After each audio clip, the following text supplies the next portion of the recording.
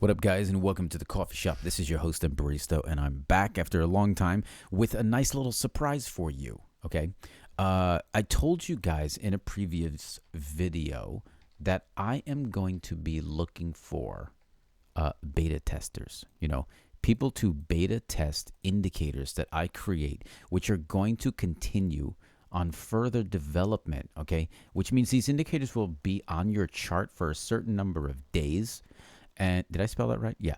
And then the indicator will remove itself from your chart. Okay. You won't have access to the code because I'm working on it. It's not going to be something that I list on TradingView and it's going to stay there. This is going to be you guys helping me understand like what this indicate, how it's working for you on different types of charts, different time frames. You're going to be using it on you're going to be using on different assets. You're going to be trading it with your own different strategies. And so this one is going to be about the MACD. Okay. Now, over the past several years, the MACD has always been very difficult for me because I'm always looking for like breakouts and stuff like that, right? I'm very big on breakouts, liquidity runs, smart money concepts, stuff like that. But when it comes to the MACD is very, very late indicator. It is simply designed to be a momentum indicator, okay? It is not designed to be an entry-exit indicator. So I want to tell you guys first thing, okay?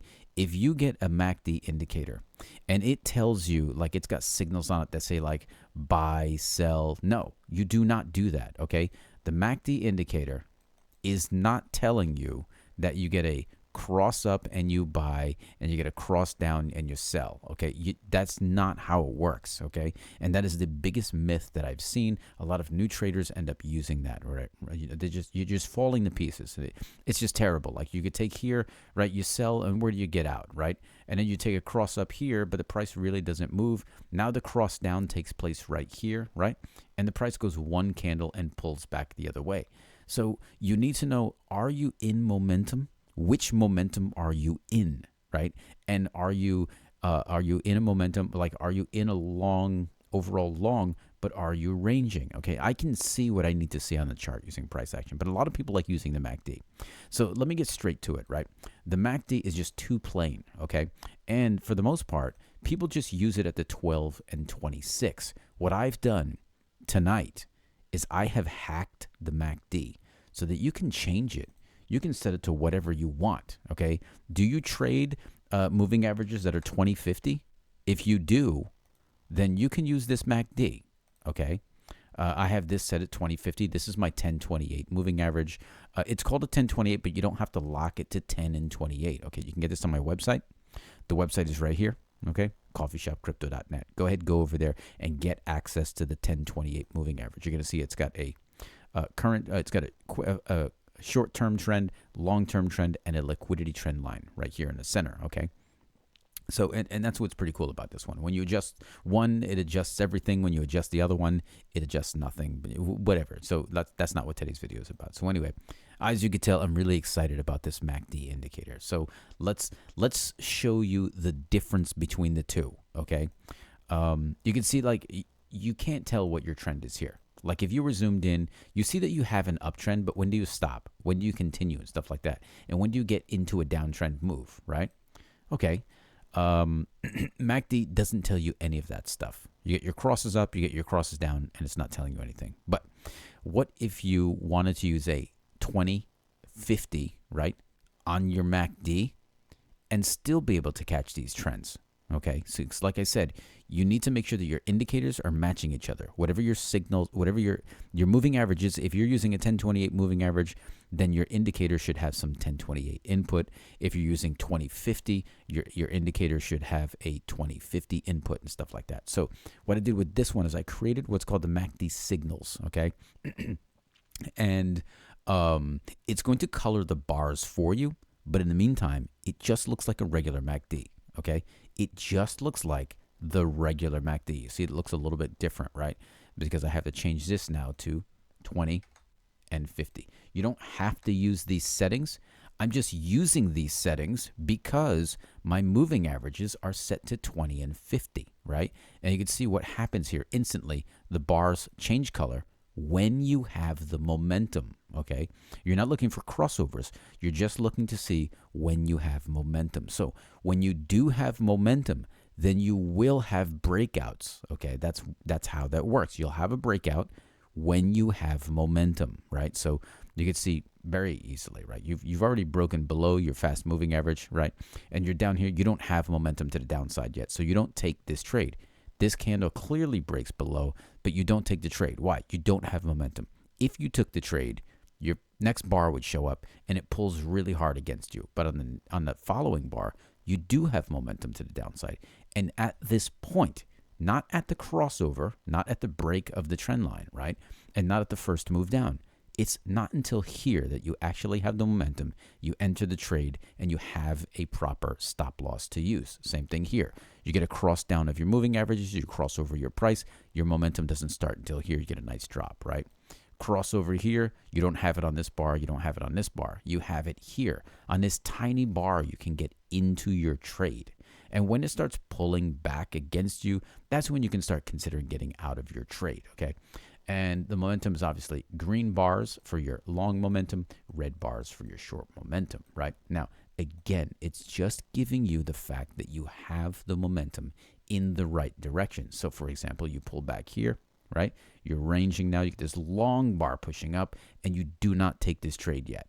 You don't take this trade because the next candle, right? Look at this long wick on top. It has the potential to stop you out. And the next one after that is your momentum. So this takes place and your momentum starts a few bars later, and then you lose the momentum. You catch it again. You get it right here. It's not the crossover. It's a few bars later, right? And again, you get the crossover here. It's not until all the way over here you get the momentum, okay? Now, the other cool thing is here, you get a cross above here, right? You get a cross above here. I still need to filter out some of these moves, right? You can see how, well, your moving averages are basically telling you what you should be doing, right? You get a close above your moving averages, right? You're not going to be taking a long trade on a green bar when your moving averages are upside down. You don't want to be doing that. You want to catch the downward momentum because these moving averages are upside down. So you close below, you start to range, and then you get your momentum. This is where the volatility picks up, volume picks up, and you get that nice big move right back down. There you go, right? And just to give a quick little thing here, let's say you entered and you went down just to a previous swing low down here. This would be, where are we? It's minus, that was a 2.69% move on price. And it's what on Solana, it's a $2 move. That's a pretty decent move on Solana. That nice little leverage that you can get right there. And again, this is a 15-minute chart. Now, how accurate is this? Well, like I said, I'm using a 2050, right?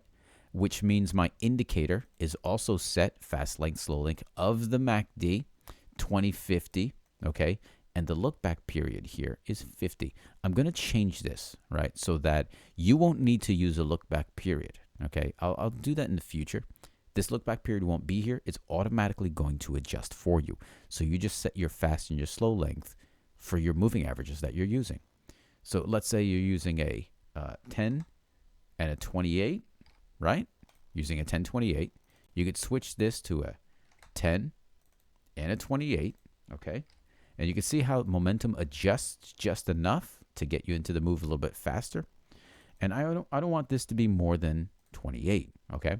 So there. So that adjusts that just a little bit more.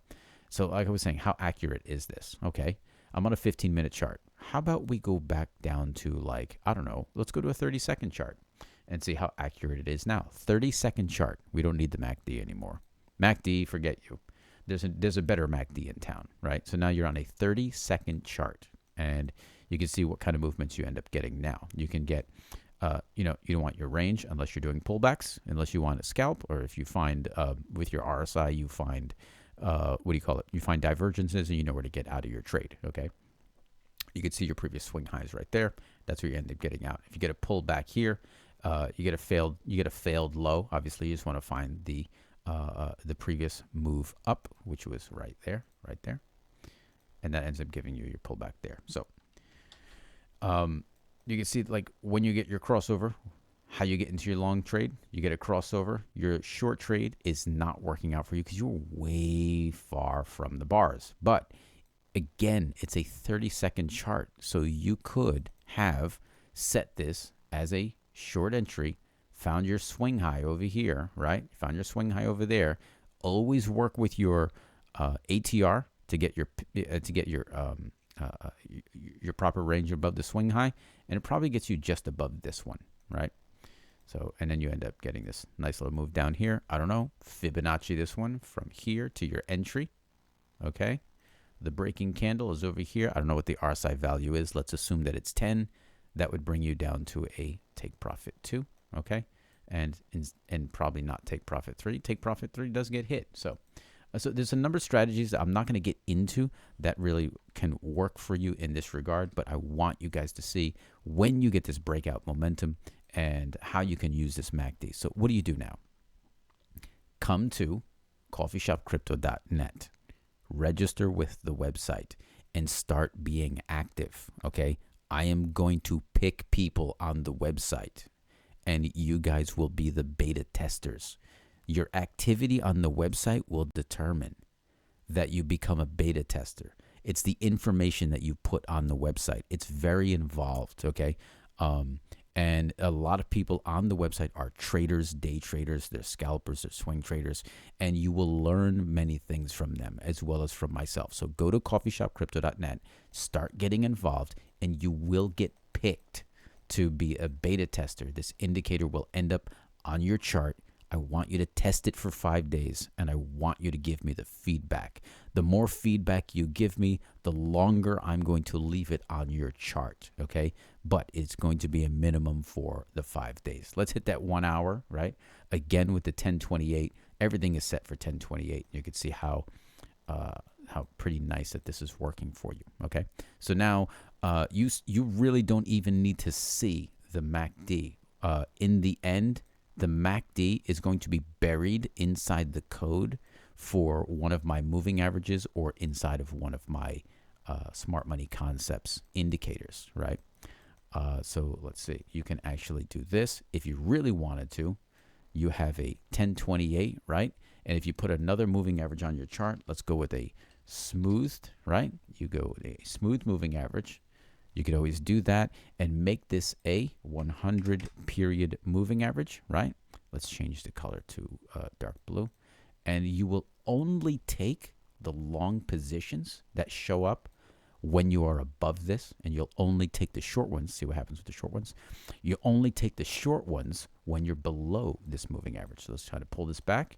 You only want to take the short moves when you are below this moving average. Now look what happens here. You get a long position when you're below this. But look what happens when you get a short position below this. Nice move down, right? Nice move down. Again, nice move down when you're below this level. And when you get back above it, right? See, here you're below it, taking a long, you really can't get past that. But when you break above it and you get long positions, it's a nice move up, right? This is really cool. So that's what I want to let you guys know about. Go to coffeeshopcrypto.net. Hit up the website, register with the website, get involved, start posting things, create groups, create friends, create discussions, get involved, ask questions to people, and you'll be able to find me on there having a lot of fun with new indicators. Okay, peeps? Later. This is something new from the coffee shop.